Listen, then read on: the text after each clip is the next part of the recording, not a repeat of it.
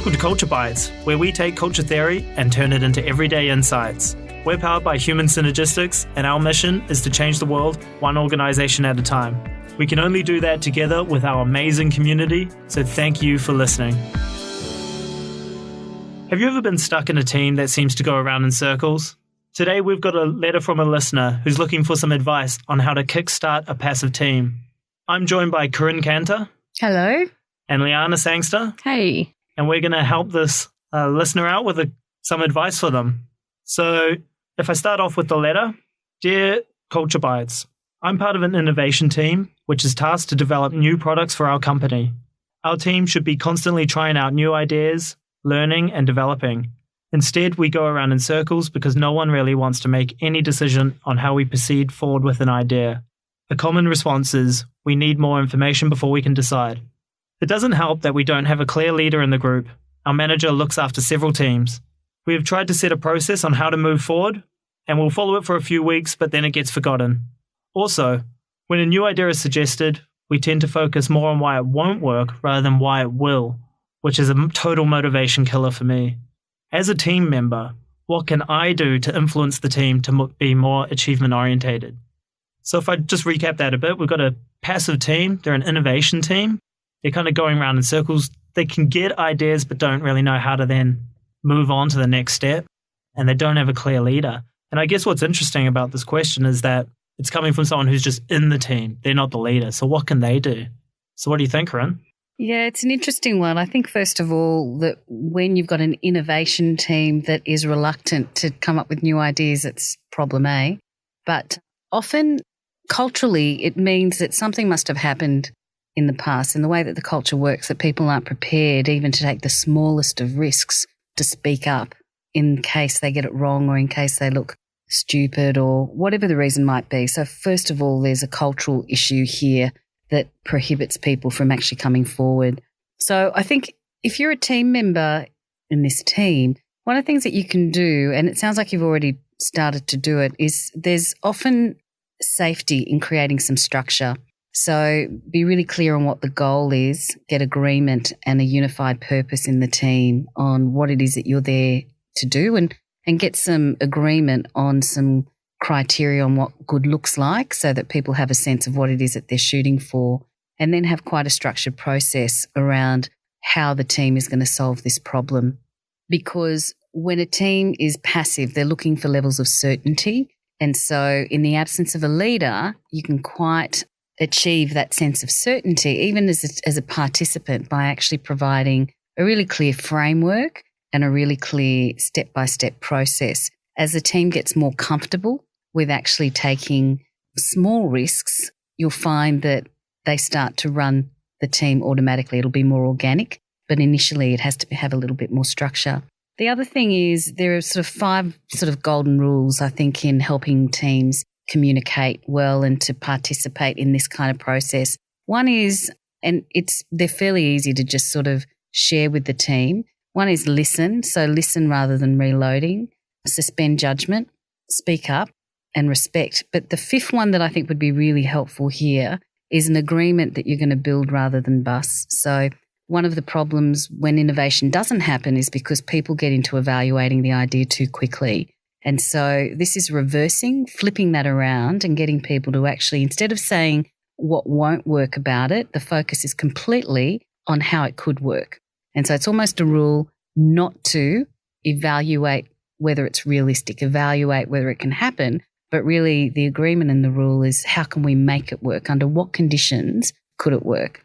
So what I'm wondering is, we can bring in a process, and it sounds like the listener has brought in a process before. So they said that they've come up with a process and they stick to it for a couple of weeks, but then it kind of gets forgotten or put by the wayside. So how can a passive team stick with a process? How do you make it stick? It is an interesting one. I agree with what Corinne has sort of reflected there for that group. One of the things that I notice in teams like this is that, to Corinne's point, there's a cultural or a group norm around this behaviour. And so in this particular team, they're coming up with ideas, but they're stalling at action. And so that seems to be a habit, if you like. One of the things that they might consider in this team is actually raising the awareness around some of those habitual behaviours. And so I think having a very clear goal and what does that goal look like, how are we going to achieve it? So getting everyone aligned on what excellent looks like for this team, but then actually working with them to raise some awareness around what is it that we're currently doing that's getting in the way? What are we doing well? And it's actually starting to raise individual awareness around how the group is working together in order to achieve it. Absolutely. So I think it's a really interesting part that so many teams never have that conversation, right? We get on with the doing, but we never talk about how do we actually perform as a group? You know, how do we work together? We never have that conversation. So if we were going to have that conversation, how would you approach it? Yeah, I think that's a really good point, what Liana said. Look, one of the simple things that you can do is a SWOT. So get everybody involved in looking at getting them to work on the team rather than being in it, and just look at what are our strengths, what are our weaknesses, what are our opportunities, what are our threats. And I do this regularly with teams. It's really simple, but it's enough structure so that people get working on the task together. And then out of that, you create, the team becomes aware of its pattern and its way of operating. And then they focus on the opportunities in terms of what could we do differently. And then you could use the keep, stop, start framework. So 2 steps, do a SWOT and then do a keep, stop, start. What are we going to keep doing that's working? What are we going to stop doing because it doesn't help? What are we going to start doing? And I think what you said, Dom, too, is really important in that what's clear is they agree on an action and then it stalls. And I think one of the things that they could start doing is just each person take it in turn to take responsibility for running the meeting. Okay, so getting because they're missing their leader currently. Yeah. So can you take different turns? Does that ever come, though, that then there's no one ultimately responsible? How do you deal with that? In this instance, we're talking about a team that's meeting to problem solve and problem solve in a creative way.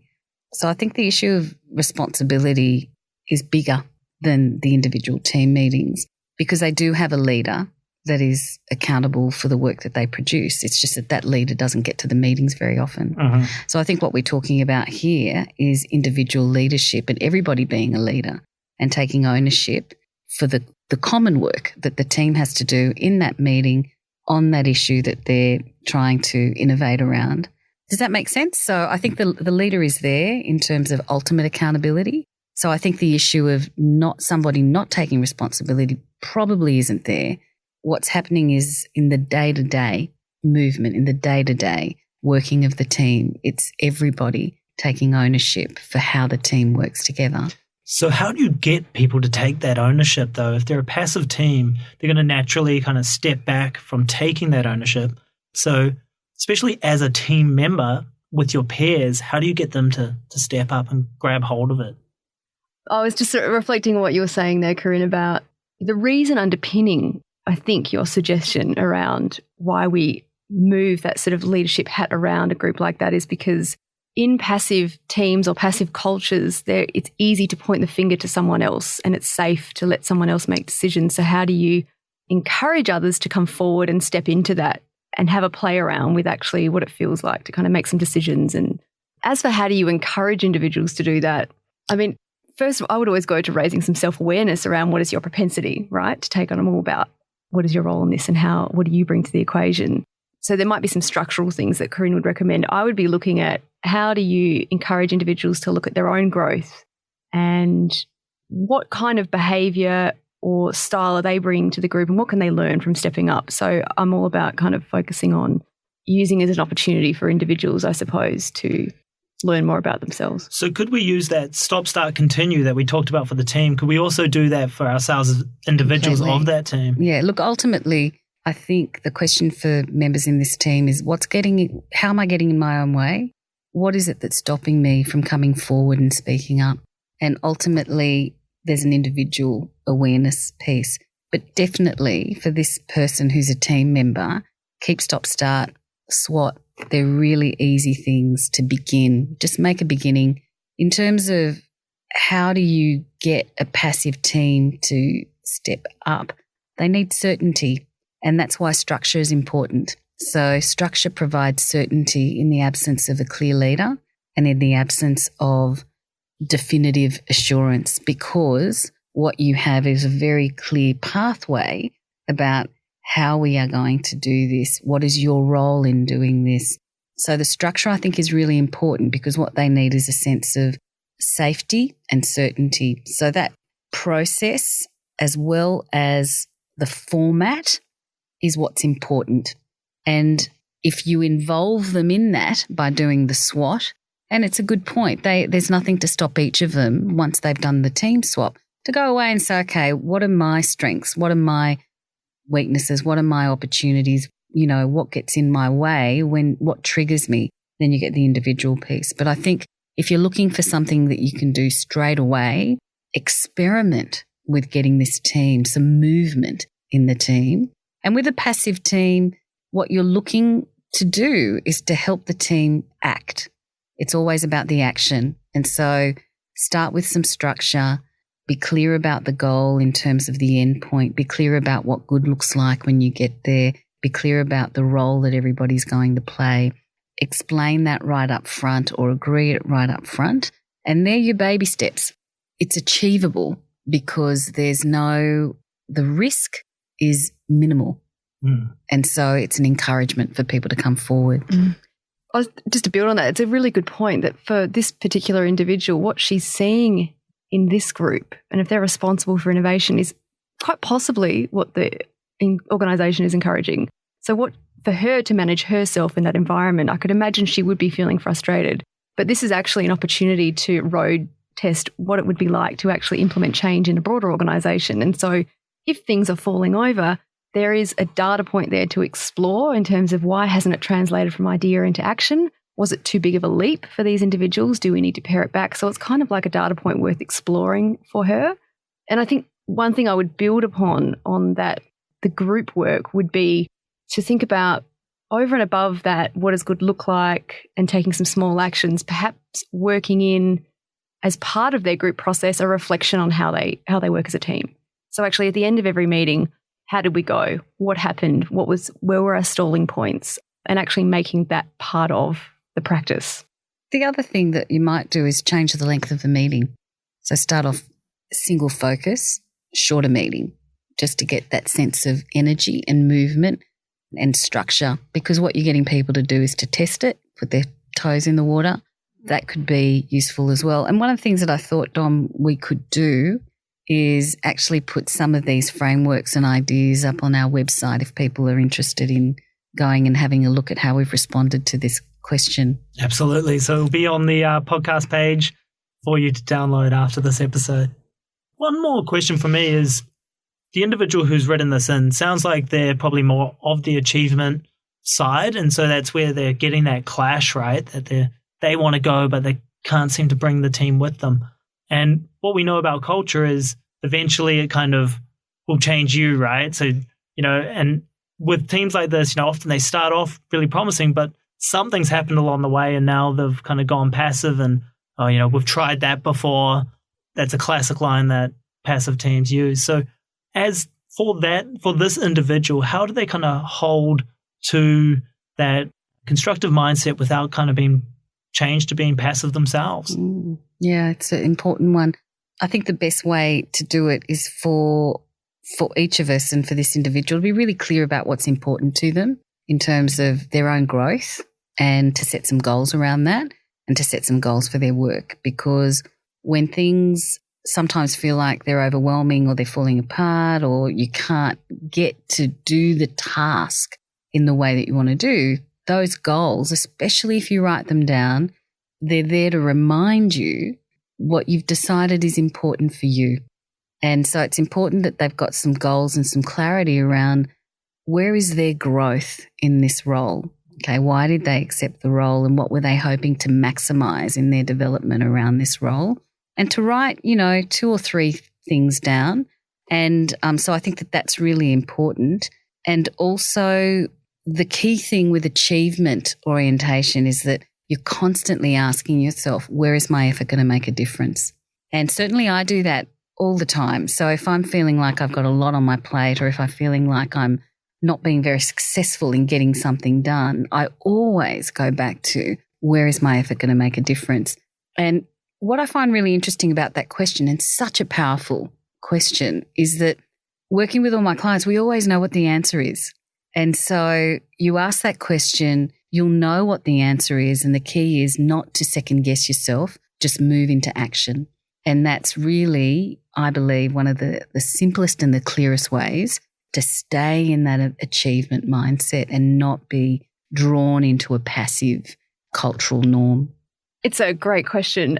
I agree with everything Corinne said there. I think one of the other things, talking to people that are faced with change, so whether they're an internal change agent or they're looking at culture change, innovations is still ultimately a change, right? Change in how they do things, is that they face the challenges of what they're trying to change. And so they're rubbing right up against, if it's a defensive culture, if it's passive, they are rubbing up against it. So yes, keeping in mind the goal. I think the other thing I would remind individuals, they can sometimes experience frustration around not getting the traction they want. So you get a consultant, right, that might come in and go, "What? This is my advice. Why don't they just take it?" You know, it's like it's that simple.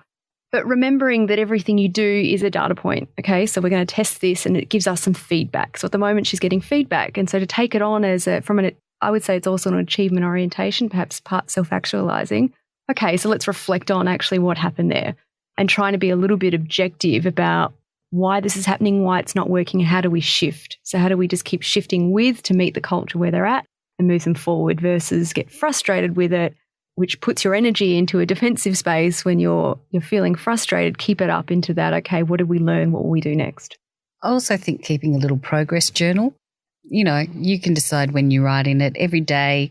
It's great to build some reflection time in at the end of the day and just think, okay, what went well? What would I do differently? What did I make progress on? I think progress is really useful because sometimes it takes a while to get projects on track, but you're always looking to create some progress, and making progress isn't about perfection. It's really about moving forward and feeling like my effort has made a difference. And therefore, whether it was a tiny step or a giant leap, it's all good. It all is taking us in that forward trajectory. So I think there are a few little practices that you can do just to keep yourself up in that constructive mindset, behaving in a constructive way as the culture is coming to grips with needing to move to a much more achievement orientation. Fantastic. That's great advice, guys. So be clear with the goals for the team up front. Stop, start, continue for the team, as well as a SWOT. So what are our strengths and weaknesses? And that could even be for yourselves as individuals as part of that team as well. But it's also taking the time to reflect on, okay, how do we actually perform as a group? And that could be in a session specifically for that, but also just at the end of meetings, like you say, Liana, that we take time out and, okay, how did we go? And then on a personal level, it's about focusing on where does my effort make a difference, keeping a reflection journal on, okay, what's the progress we're making, and listening to the data points and learning and adapting as we go forward. Fantastic advice. I hope that helps our listener. I hope so. Let us know. Yeah, if it does, yes, please let us know. All right, we'll give an update. If you have a question that you'd like us to answer, you can email us podcast@human-synergistics.com.au and we'd be happy to answer it. Thanks for your time, guys. Awesome. Thank you.